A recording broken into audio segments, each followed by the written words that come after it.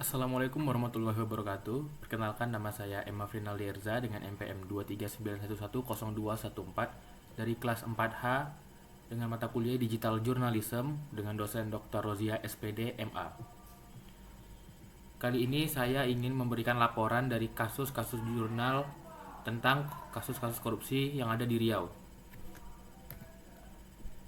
Alasan saya mengambil kasus-kasus korupsi di Riau karena sedang banyaknya marak kasus-kasus korupsi yang sedang terjadi di tahun 2025 ini.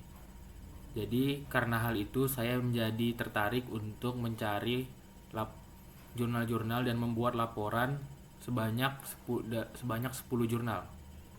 Ini adalah beberapa jurnal yang sudah saya buat laporannya.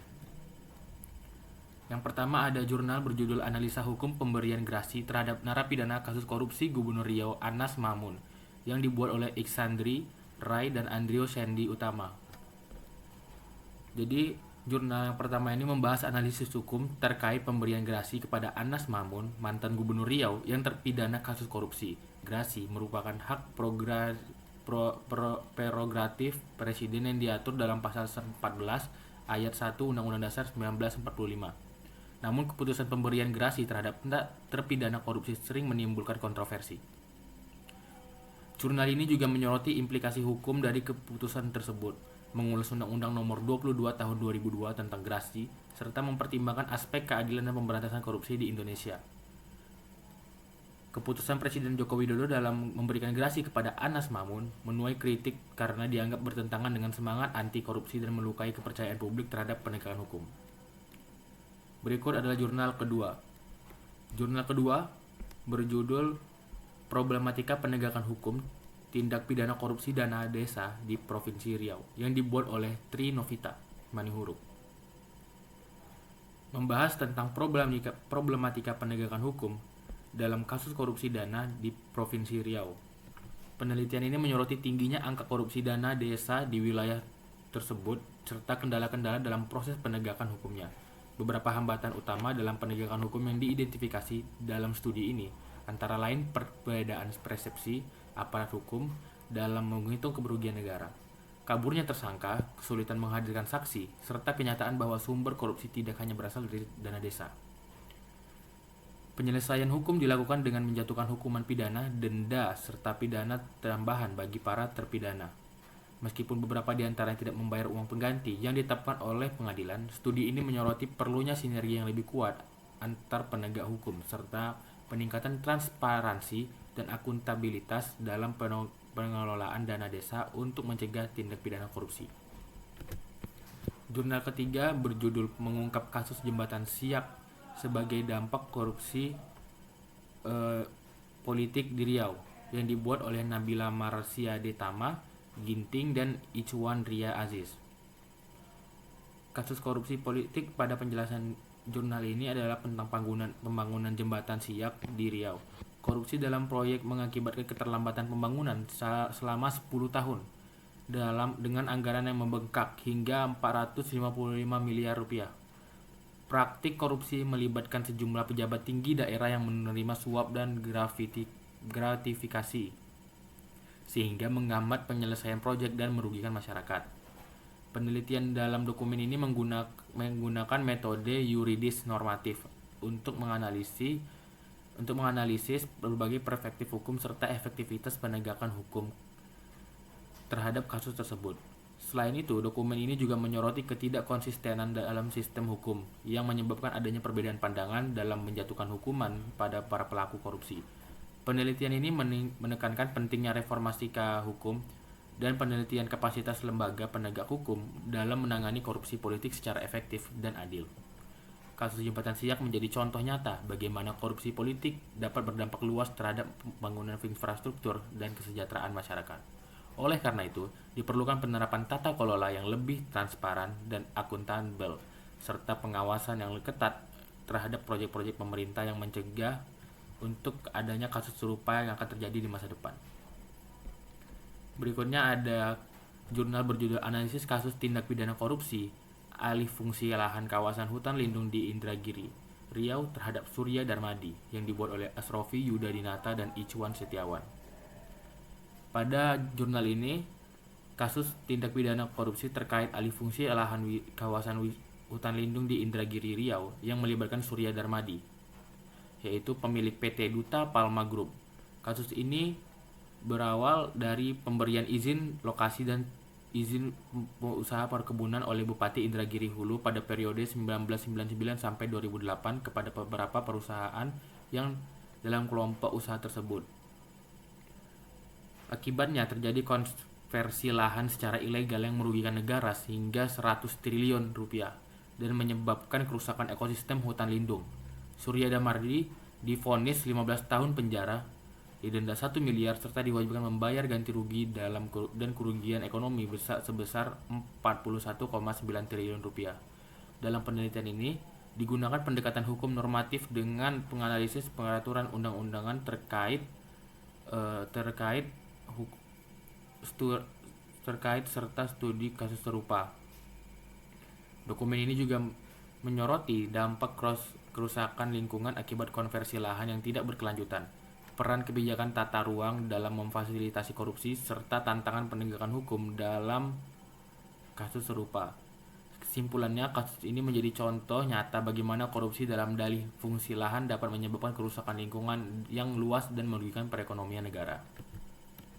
Untuk jurnal kelima adalah pengaruh whistleblowing, akuntansi forensik, dan audit investigasi dalam mendeteksi fraud studi pada perwakilan BPKB Provinsi Riau yang dibuat oleh Sukma Sopian Ardiansyah. Dalam jurnal kajian akuntansi dan auditing yang membahas pengaruhan whistleblowing, akuntansi forensik, dan audit investigasi dalam mendeteksi kecurangan fraud dengan studi kasus di Badan Pengawasan Keuangan dan Pembangunan BPKP Provinsi Riau. Penelitian ini menggunakan pendekatan kuantitatif dengan metode analisis regresi linier berganda berdasarkan data yang diperoleh dari 30 auditor investigasi di BPKP Riau. Hasil penelitian menunjukkan bahwa whistleblowing dan audit investigasi memiliki pengaruh signifikan terhadap deteksi kecurangan. Sementara akuntansi forensik tidak memiliki pengaruh yang signifikan. Artikel ini menyoroti pentingnya whistleblowing dalam mendeteksi praktik kecurangan di sektor publik serta efektivitas audit investigasi dalam mengungkapkan kasus fraud. Namun, akuntansi forensik tidak terbukti berperan signifikan dalam mendeteksi penelitian ini, memberikan kontribusi dalam memperkuat tata kelola pemerintahan yang lebih transparan dan akuntabel dengan meningkatkan efektivitas mekanisme pengawasan dan deteksi fraud di lembaga pemerintahan. Berikutnya ada jurnal ke-6 yang berjudul Analisis Kasus Suap Alih Fungsi Hutan Riau dalam Perspektif Hukum Beradministrasi Negara yang dibuat oleh Mailia Sita Aifadianis, Deviani Rifka Syaharani, Alianta Bintang Fakurozi, dan Khairul Afifah. Pada jurnal ilmiah Wahana Pendidikan yang membahas kasus suap dalam alih fungsi hutan di Riau dari perspektif hukum administrasi negara, studi ini menyoroti bagaimana kasus korupsi, khususnya suap, dalam mengganggu prinsip tata kelola pemerintah yang baik, seperti transparansi, akuntabilitas, dan efektivitas dalam pengelolaan keuangan negara. Penelitian ini menggunakan metode normatif dengan analisis berbasis referensi hukum untuk menelusuri dampak suap terhadap keuangan negara dan daerah. Kasus utama yang dianalisis adalah skandal suap yang melibatkan mantan gubernur Riau, yaitu Anas Mamun, yang menerima suap terkait perubahan status hutan menjadi perkebunan kelapa sawit. Akibat praktik korupsi ini, negara mengalami kerugian finansial sebesar 5 miliar rupiah. Studi ini menekankan perlunya tindakan tegas dalam penegakan hukum serta penerapan prinsip-prinsip good governance guna mencegah penyalahgunaan kewenangan dalam administrasi pemerintahan. Berikutnya ada jurnal ke-7 yang berjudul Pengaruh Pengendalian Internal dan Moralitas Individu Terhadap Kecurangan atau Fraud Akuntansi Eksperimen pada mahasiswa Universitas Muhammadiyah Riau yang dibuat oleh Evelina Tampubolon dan Siti Rodiah dan juga Agustiawan. Pada jurnal penelitian ini yang diterbitkan oleh Review Akuntansi dan Bisnis Indonesia volume 4 nomor 1 Juli 2020, artikel ini membahas pengaruh pengendalian internal dan moralitas individu terhadap kecurangan akuntansi dengan menggunakan studi eksperimen pada mahasiswa Universitas Muhammadiyah Riau. Penelitian ini berlandaskan pada teori fraud triangle yang menyatakan bahwa kecurangan terjadi terhadap akibat tekanan, kesempatan, dan rasionalisasi. Metode penelitian yang digunakan adalah eksperimen yang dengan desain faktorial 2x2 melibatkan 78 mahasiswa serta analisis data menggunakan uji statistik two-way ANOVA. Hasil penelitian menunjukkan bahwa pengendalian internal yang baik dapat mengurangi kecenderungan individu untuk melakukan kecurangan akuntansi. Selain itu, individu dengan tingkat moralitas tinggi cenderung tidak melakukan kecurangan, terlepas dari ada atau tidaknya pengendalian internal. Namun, individu dengan moralitas rendah lebih rentan melakukan kecurangan ketika pengendalian internal lemah atau tidak ada. Penelitian ini menekankan pentingnya implementasi pengendalian internal yang efektif dan penguatan moralitas individu dalam upaya mencegah kecurangan akuntansi, serta memberikan wawasan bagi akademisi dan praktisi dalam bidang akuntansi perilaku. Selanjutnya ada jurnal ke-8 yang berjudul Pelaksanaan Pengembalian Uang Pengganti Kerugian Negara dalam Tindak Pidana Korupsi dalam Wilayah Hukum Kejaksaan Tinggi Riau yang dibuat oleh Dewi Sertika Lasari. Dalam jurnal hukum yang membahas pelaksanaan pengembalian uang pengganti dalam tindak pidana korupsi di wilayah hukum Kejaksaan Tinggi Riau ini, jurnal ini mengkaji mekanisme hukum hambatan serta upaya yang dilakukan untuk mengembalikan kerugian negara akibat korupsi. Salah satu kendala utama adalah sulitnya menelusuri aset koruptor dan efektivitas eksekusi pidana tambahan. Penelitian ini menyoroti pentingnya perampasan aset dan pembuktian terbalik untuk mengoptimalkan pemulihan keuangan negara. Untuk jurnal ke-9, judulnya adalah Analisis Framing Pemberitaan Kasus Korupsi PT Asuransi Sosial Angkatan Bersenjata Republik Indonesia atau ASABRI di republika.co.id yang dibuat oleh Jerry Wijaya Putra. Dalam penjelasannya di jurnalnya ditulis